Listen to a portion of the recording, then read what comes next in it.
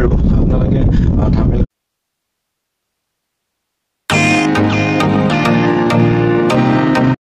hello' guys good night কম নে good evening কম 9টা বাজিব গুড নাইট বুলিয়ে কৈছোঁ আৰু আপোনালোকক এদিন কণ্টিনিউৱাছলি ভিডিঅ'বিলাক দিব পৰা নাই আৰু কিয় দিব পৰা নাই হয়তো আপোনালোকে বুজিছেই কাৰণ মই এতিয়া ডিউটিত আছোঁ ডিউটিত থাকিলে মানে কণ্টিনিউৱাছলি ভিডিঅ'বিলাক দিবলৈ অকণমান অসুবিধা হয় কাৰণ আপোনালোকে গম পাইছেই ডিউটিত থাকিলে কিছুমান দায়িত্ব থাকে সেই দায়িত্বখিনি পালন কৰাৰ পাছতহে মই আপোনালোকে যিমান কমেণ্ট কৰে তাৰ ৰিপ্লাইবিলাক দিবলৈ চেষ্টা কৰোঁ আৰু সেইকাৰণে মানে কনষ্টেণ্টলি মানে কণ্টিনিউৱাছলি আপোনালোকক ভিডিঅ'বিলাক দিবলৈ পৰা নাই তাৰ বাবে মই দুখিত আৰু ইমান কমেণ্ট আহি আছে বহুত ভাল লাগিছে তাৰে ভিতৰত মই কেইটামান কমেণ্টৰ ৰিপ্লাই দিছোঁ আৰু দিবলৈ চেষ্টা কৰিম গতিকে চাই থাকিব ভিডিঅ'টো আৰু চেনেলটো ছাবস্ক্ৰাইব নাই কৰা যদি ছাবস্ক্ৰাইব কৰি থ'ব আৰু আজিৰ পৰা মোৰ নাইট শ্বিফ্ট হৈছে গতিকে নাইট শ্বিফ্টত কিমানখিনি পাৰোঁ আপোনালোকক দেখাবলৈ চেষ্টা কৰিম আৰু আজি ভিডিঅ'টো আৰম্ভ কৰিব লৈছোঁ এটা নতুন টপিকেৰে যিটো টপিক আপোনালোকে কমেণ্ট কৰিছিল আৰু থাম্বনেলখন চাই হয়তো গমেই পাইছে কিছুমানে তো বেছি দেৰি নকৰি বলক ভিডিঅ'টো আৰম্ভ কৰোঁ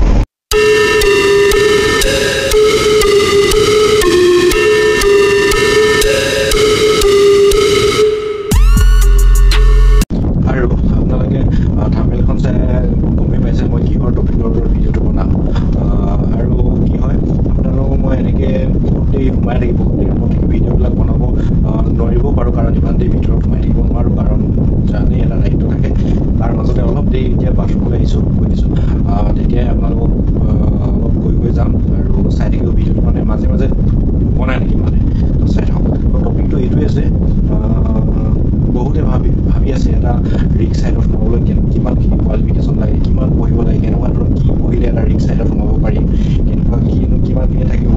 মেট্ৰিক পাছ কৰিলে ভাল হ'বনে কি আৰু বেলেগ কি বহুত বিভিন্ন ধৰণৰ আপোনালোকৰ মনত কুৱেশ্যন আহি আছে কুৱেশ্যন মাৰ্ক এটা আহি আছে যে কেনেকুৱা কি হ'ব তো আজি সেই কুৱেশ্যন মাৰ্কডাল আঁতৰাই দিম বুলি ভাবিছোঁ গতিকে ভিডিঅ'টো আৰম্ভণিৰ পৰা শেষৰলৈকে চাই থাকিব আৰু সেইটো টপিকৰ ওপৰতে ভিডিঅ'টো বনাম তো চাই থাকিব ভিডিঅ'টো বলক আৰম্ভ কৰি দিওঁ আৰু আপোনালোকৰ কাৰণে এইটো স্বাভাৱিক যে যিবিলাকে নতুন তেওঁলোকে নাজানে সেইকাৰণে এইটো কথা স্বাভাৱিক হ'ব পাৰে যে কিমান কি পঢ়িলে কেনেকুৱা ধৰণৰ কি কেনেকৈ সোমাব পাৰিম এটা ৰিগত তো সেইখিনি আপোনালোক কনফিউজ আঁতৰাবলৈ চেষ্টা কৰিম যিমানখিনি পাৰোঁ মই কি হয় আগৰ দিনৰ কথা কৈ দিছোঁ না ভালকৈ বুজাবলৈ চেষ্টা আগতে কি হয় আমাৰ দেউতাসকলে বা খুৰাসকলে বা মিছাসকলে কৈছিলে আগতে অইলত কাম কৰিলে আমাক ঘৰৰ পৰা মাতি লৈ যায় মানে কাম কৰিবলৈ মাতে কাম এনেকুৱা ধৰণে ঘৰৰ পৰা মাতি লৈ যায় কিন্তু আজিকালি উল্টা হৈছে আজিকালি ইমান এডুকেটেড ল'ৰা ইমান শিক্ষিত ল'ৰা ছোৱালী হৈছে তেওঁলোকৰ কাৰণে উল্টা আজি জব পাবলৈ দিগদাৰ হৈছে এটা সাধাৰণ কামৰ কাৰণে প্ৰাইভেটে হওক বা চৰকাৰীয়ে হওক এটা সাধাৰণ জব পাবৰ কাৰণে ইমান মানে ষ্ট্ৰাগল কৰিবলগীয়া হৈছে নহয় আৰু কি ক'ম আৰু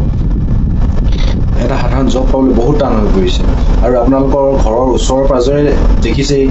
দেখিব পাইছেই চাগে কিমান শিক্ষিত ল'ৰা ছোৱালী ঘৰতে কৰি আছে কাম মানে এনেকুৱা চাকৰি পোৱা নাই তেওঁলোকে যিটো পাব লাগিছিলে সেইটো পোৱা নাই গতিকে তেনেকুৱা ধৰণৰ আজিকালি উল্টা হৈ পৰিছে সেইকাৰণে শিক্ষিত বা শিক্ষাটো থকাটো আজিকালি অতিকৈ প্ৰয়োজন হৈছে অকল ৰিক্স ছাইডত বুলিয়েই নহয় বিভিন্ন ধৰণৰ ইণ্ডাষ্ট্ৰীত সোমাবলৈ হ'লে আপোনাৰ শিক্ষাটো অতি প্ৰয়োজন কাৰণ আপোনালোকে যদি ক'ৰবাত সোমাই কিছুমান টেকনিকেলৰ বস্তু থাকে কিছুমানত কিবা থাকে তো সেই শিক্ষাটো অতি প্ৰয়োজন শিক্ষাটো নহ'লে আজিকালি বহুত টান হৈ পৰিছে এটা জব পাবৰ কাৰণে কিয় টান হৈ পৰিছে আজিকালি কম্পিটিশ্যনৰ যুগ ইমানেই কম্পিটিশ্যন ইমানেই পঢ়া ল'ৰা ছোৱালীবিলাক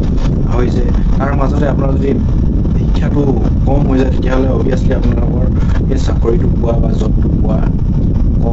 সম্ভাৱনাটো কম হৈ যায় নাপাওঁ বুলি কোৱা নাই কিন্তু সম্ভাৱনাটো কম হৈ যায় তো তেনেকুৱা ধৰণৰ